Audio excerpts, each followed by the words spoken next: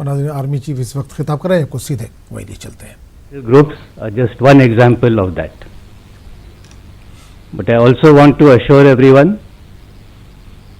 that in this process of integration, we will take everyone along. Nobody will be left behind. But we will make that a success. T is training. I think all of us talk about training, but I am not talking about training for the past. I am talking about training for the future. If we want joint structures to work, we will have to train accordingly. For integrated operations, for joint operations.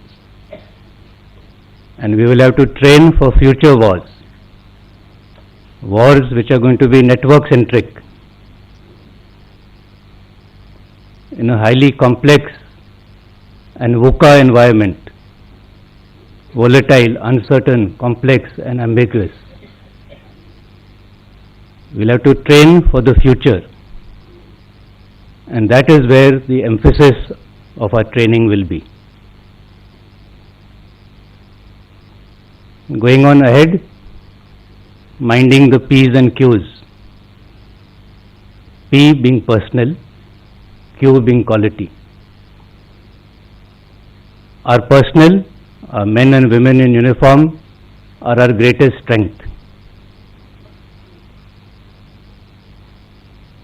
The man behind the machine is what matters most. We will make sure that our men get the best,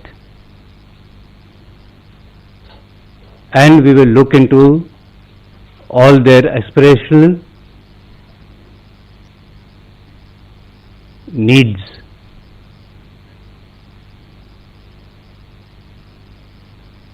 And when I say the personal, that includes the extended family, which is our veterans who have contributed so much to make the army what it is today, and the extended